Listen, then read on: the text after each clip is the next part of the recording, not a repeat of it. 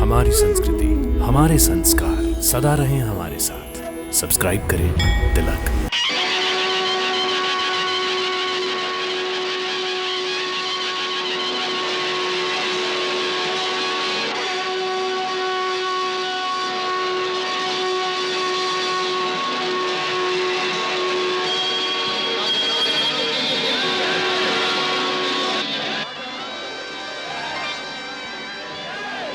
नैन सफल जीवन सफल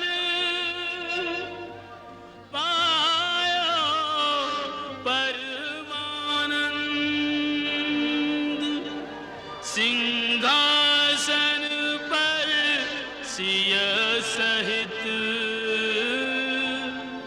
राजत कौशल चंद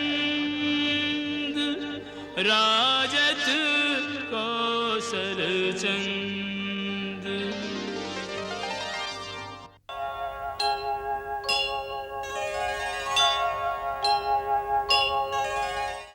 महाराज रामचंद्र, मैं आपका कुलगुरु वशिष्ठ आर्यावर्त के समस्त ऋषिकुल की ओर से आपका अभिनंदन करता हूं।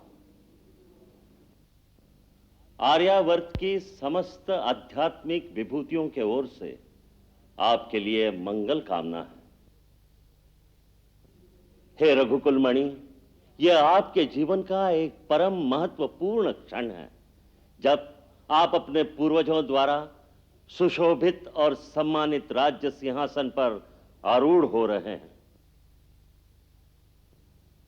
आपके पूर्वजों में परम तेजस्वी इक्ष्वाकु, महापराक्रमी दिलीप, सत्यवादी हरिश्चंद्र, परम तपस्वी भगीरथ, परमदानी महाराज शिवी, महाप्रतापी महाराज रघु जैसे एक से एक महान राजा हुए हैं, जिन्होंने अपने सत्कर्मों और धर्माचरण से न केवल अपने यश को बढ़ाया, अपितु अपने देश के गौरव और अपने कुल की कीर्ति को भी उज्जवल किया है।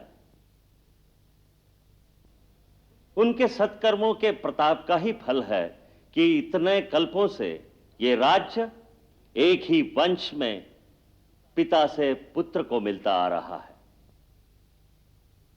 इस प्रकार सूर्यकुल की श्रृंखला में आज तक कहीं विघ्न नहीं आया। ये किसी वंश के लिए बड़े गौरव की बात है, क्योंकि इससे दो बातें सिद्ध होती हैं। पहली ये कि प्रजा को इस राजवंश पर पूरा भरोसा है, विश्वास है। दूसरी ये कि प्रजा के इस विश्वास, स्नेह अथवा भक्ति को जीतने के लिए इस राजवंश के राजाओं ने धर्म का पथ कभी नहीं छोड़ा होगा। प्रजा रंजन के लिए उन्होंने किसी भी बलिदान से मुंह नहीं मोड़ा होगा। उन्होंने प्रजा पर अधिकारी के रूप में नहीं, सेवक के रूप में प्रजा के हृदय पर राज किया होगा।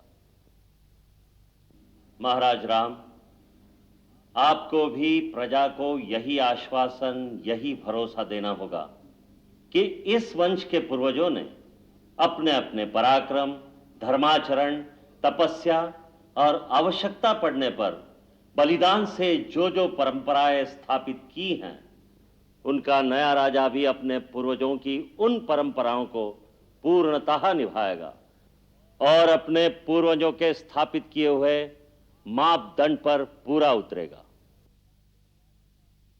अपने राज्यकाल में आपको यह बात सर्वदा याद रखनी पड़ेगी कि आपके हर कार्य की तुलना आपके पूर्वजों की महानता से की जाएगी। आपको हर कदम यह सोचकर उठाना होगा कि उससे आपके उज्जवल कुल के नाम पर कोई आंच तो नहीं आएगी। यह याद रखना कि जिस दिन कोई व्यक्ति राजमुकुट पहनकर राज्य सिंहासन पर बैठता है, उस दिन से वो अपनी निजी सुख सुविधा का त्याग कर देता है। राजा बनना उतना ही कठिन कार्य है जितना सेवक धर्म निभाना, क्योंकि राजा वास्तव में प्रजा का सेवक ही होता है। प्रजा रंजन ही उसकी सबसे बड़ी तपस्या है। अब मैं कौशल देश की प्रजा, आपके मंत्रियों आपकी सेना और राज्याधिकारियों की ओर से नए राजा के रूप में आपका स्वागत करता हूं और अपनी ओर से आशीर्वाद देता हूं कि आपका पराक्रम ऐसा हो कि आपका राज्य सदा अक्षय बना रहे, आपकी आने वाली पीढ़ियों को भी इसी प्रकार प्रजा का स्नेह और आदर मिलता रहे।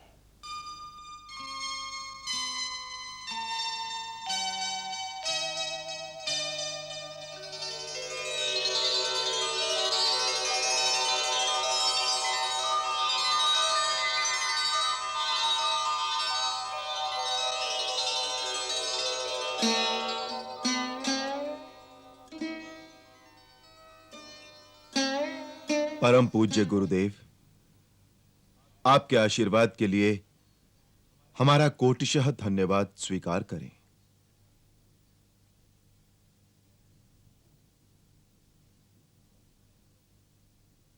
हमारे स्वर्गवासी पिता महाराज दशरथ ने हमें राजा के कर्तव्यों को समझाते हुए कहा था, जो राजमुकुट पहनता है वो अपने आप को अपने देश और अपनी प्रजा के हाथों सौंप देता है।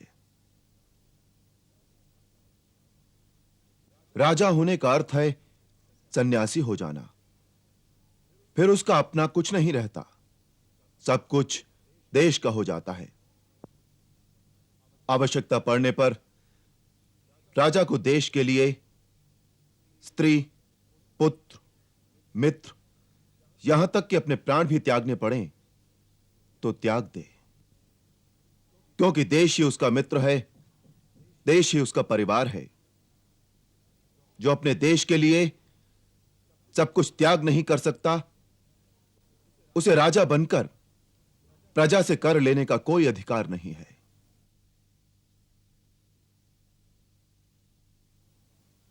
फिर उन्होंने कहा था कि राजा दंड अवश्य धारण करता है, परंतु उसकी मूल शक्ति दंड नहीं, न्याय है।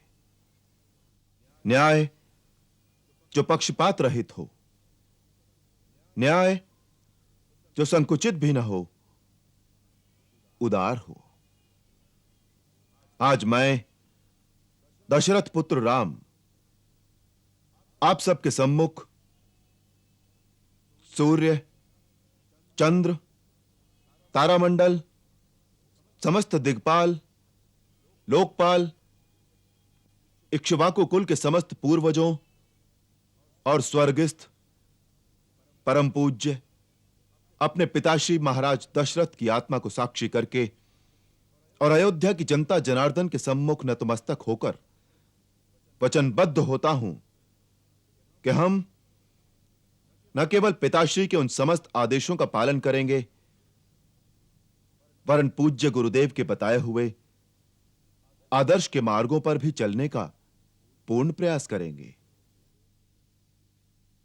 मेरी गुरुदेव से यही विनती है कि जिस प्रकार महाराज मनु के समय से लेकर रघुकुल की 40 पीढ़ियों के राजाओं का मार्गदर्शन करते आए हैं, उसी प्रकार हम पर भी गुरुदेव की कृपा दृष्टि ऐसे ही बनी रहेगी।